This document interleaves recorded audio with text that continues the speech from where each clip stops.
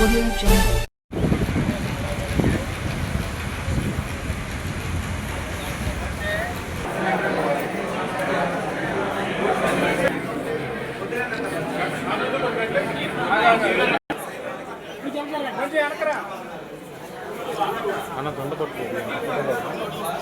Sir ఒకసారి దండ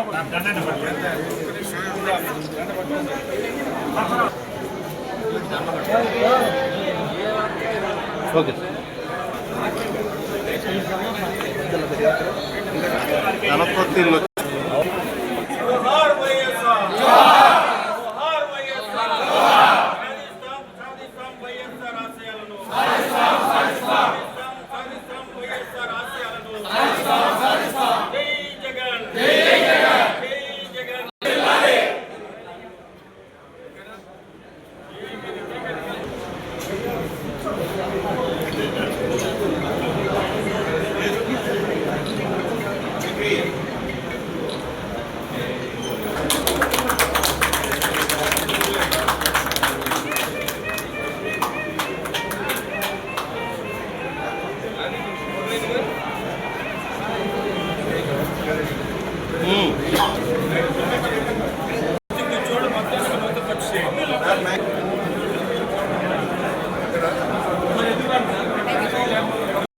Mangalagiri YSR Congress party కార్యాలయంలో ఈరోజు మహానేత బడుగు బలహీన వర్గాల ఆశాజ్యోతిగా వెలుగొందినటువంటి మహనీయుడు వైఎస్ రాజశేఖర రెడ్డి గారి 76వ జయంతి సందర్భంగా మంగళగిరి కాన్స్టిట్యున్సీ నుంచి కార్యకర్తలందరూ కూడా రావటం జరిగింది. ఎంతో ఘనంగా ఈ రోజున ఆయన జన్మదిన వేడుకల్లో జరుపుకున్నాం. అంతవరకు చాలా సంతోషం. మరి ఆయన చనిపోవటం నిజంగా చాలా దురదృష్టకరం. ఆ రకంగా ఆయన చనిపోయాడు. అయినప్పటికీ కూడా ఈనాడు రాజశేఖర రెడ్డి గారి విధానాలు, ఆయన జరిపినటువంటి పరిపాలనా విధానం ఈ దేశంలో ఎక్కడా కూడా జరిగినటువంటి పరిపాలనా విధానాన్ని ఆయన రూపొందించుకొని సమాజంలో ఏ రకంగా ఉన్నారు ప్రజలు, వాళ్ళకి ఏ అవసరాలు ఉన్నాయి, వాటన్నిటిని కూడా ప్రభుత్వ పరంగా మనం ఎంతవరకు చేయొచ్చు అనే ఆలోచనతో ఆయన తీసుకున్నటువంటి నిర్ణయాలు సామాన్యమైనటువంటి కావు.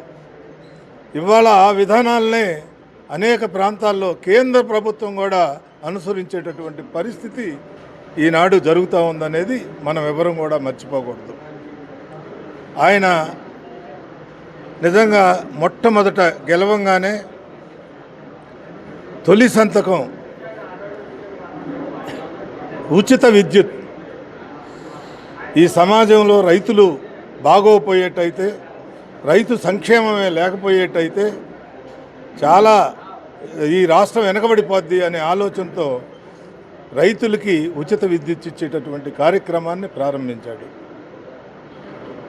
అలానే సమాజంలో ఉన్నటువంటి పేద బలహీన వర్గాలు, రైతులు కానీ, ఎవరైనా కౌలు రైతులు కానీ, కూలీలు కానీ, అనేక రకాలుగా అనారోగ్యంతో బాధపడేటటువంటి వాళ్ళు, ఆర్టు ఇవన్నీ కూడా పెద్ద తేడాలు వచ్చేటైతే వాళ్ళు ఆపరేషన్ చేయించుకునే పరిస్థితి లేని పరిస్థితుల్లో ఆరోగ్యశ్రీని రూపొందించడం జరిగింది.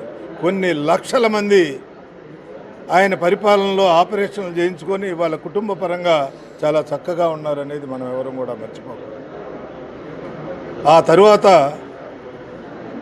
పేద వర్గాలు చదువుకొని అభివృద్ధి చెందాలి అంటే వాళ్ళ కుటుంబంలో ఇంజనీర్ అవ్వాలంటే సాధ్యపడినటువంటి పరిస్థితి ఈ రాష్ట్రంలో ఉంది.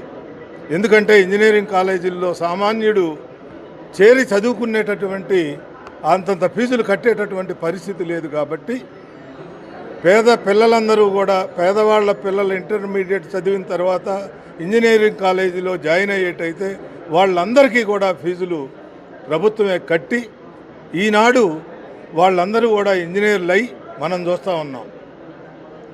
వాళ్ళు ఉద్యోగాలు చేసుకుంటూ వాళ్ళ కుటుంబాలను పోషించుకుంటున్నారు.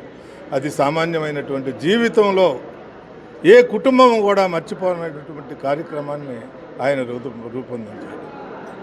ఇంకా అనేక కార్యక్రమాలు ఇట్లా చెప్పుకుంటా వెళ్తే ఆయన చేసింది ప్రతి ఒక్కటి కూడా సమాజంలో ఇప్పుడు రైతులు చేసినటువంటి అప్పులన్నీ బకాయిలను కూడా రద్దు చేయటం జరిగింది ఆనాడు.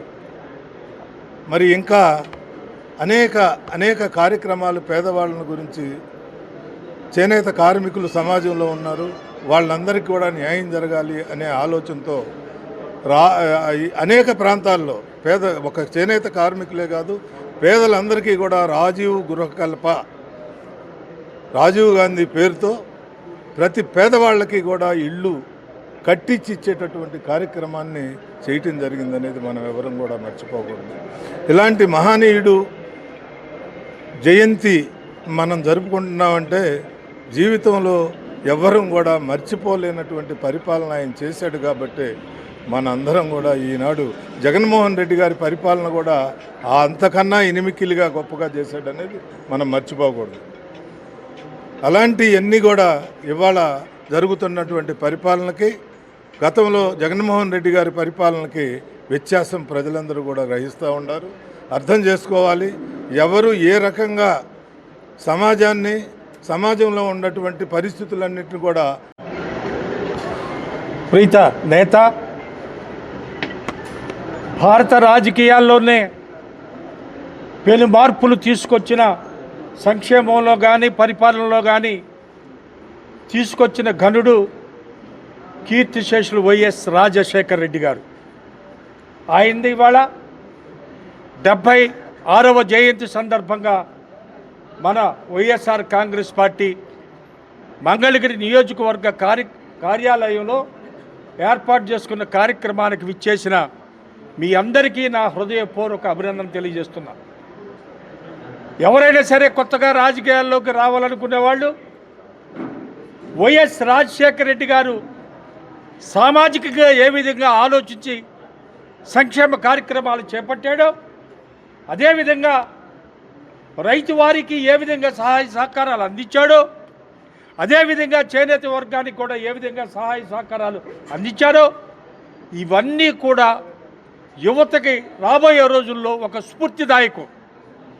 రాజకీయాల్లో ఈ విధంగా ఉండాలి, రాజకీయ నాయకుడు అంటే రాజశేఖర రెడ్డి లాగా ఉండాలి అనే ఒక ముద్ర భారతదేశ రాజకీయాల్లోనూ కూడా వేసిన మహానుభావుడు వైఎస్ రాజశేఖర రెడ్డి గారు.